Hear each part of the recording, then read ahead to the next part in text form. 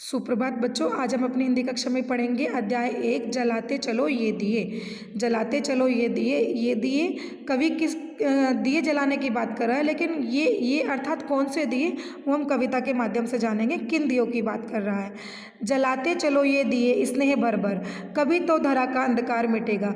कवि कह रहा है कि प्रेम से भरकर ये जो दिए हैं, तुम इन दियों को जलाते चलो। यदि तुम इन दियों को जलाओगे तो कभी ना कभी तो पृथ्वी का अंधकार मिट जाएगा। जला दीप पहला तुम्ही ने तिमिर की चुनौती प्रथम बार स्वीकार की थी।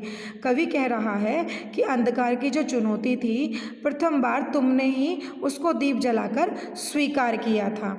तिमिर की सरित पार करने तुम्ही ने बना दीप की नाव तैयार की थी।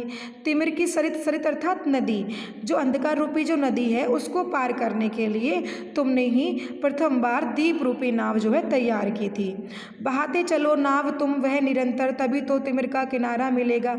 कवि कह रहे हैं कि बहाते चलो नाव तुम वह निरंतर, ये जो दीप रूपी जो नाव है उसको तुम तिमिर रूपी नदी में लगातार चलाते हुए चलो, खेते रहो उस नाव को, तो कभी ना कभी तो अंधकार का किनारा मिल जाएगा। जिस प्रकार नदी में नाव चलाते हैं तो नाव चलाते चलाते हम नदी के किनारे तक पहुंच जाते हैं, उसी प्रकार अंधकार रूपी नदी में जब हम दीप रूपी नाव को चलाएंगे तो कभी ना कभी अंधकार तो खत्म अवश्य ही होगा।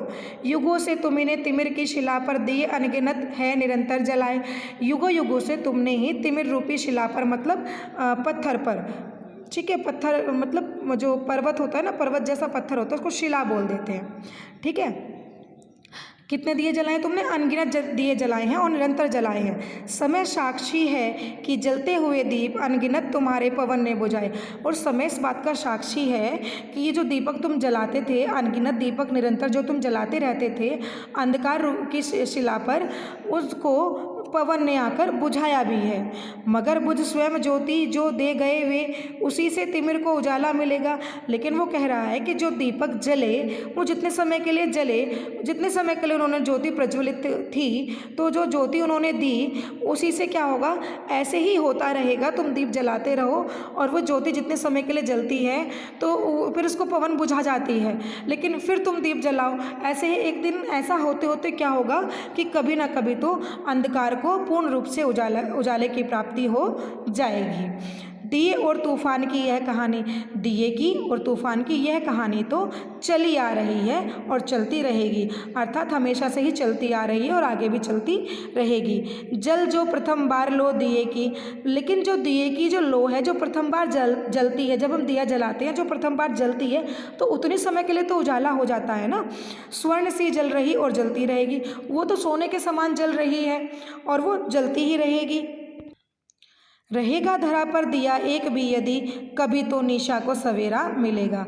यदि धरा पर, पृथ्वी पर एक भी दिया जलता ही रहेगा तो क्या होगा, निशा अर्थात रात्रि, रात्रि को कभी ना कभी तो सवेरा अवश्य ही मिल जाएगा।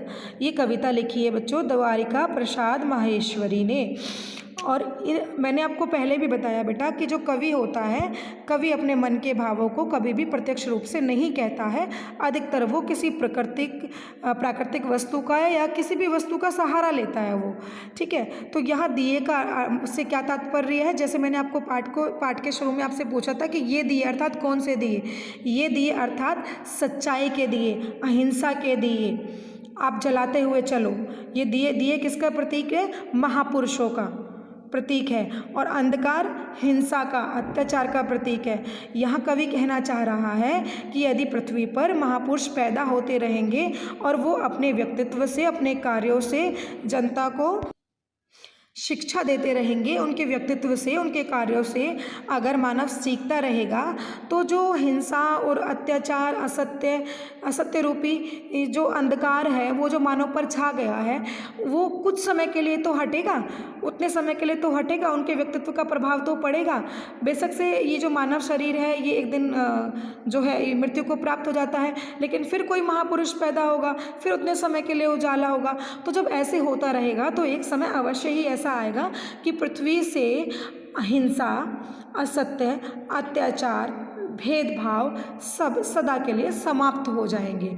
तो दिए यहाँ पर महापुरुषों का प्रतीक है और अंधेरा यहाँ पर हिंसा, असत्य और बुराइयों का प्रतीक है।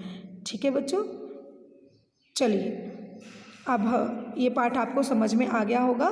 ठीक है, कल हम इस पाठ का लिखित कार्य करेंगे और इस पाठ के बारे में और कुछ भी जानेंगे। सुप्रभात।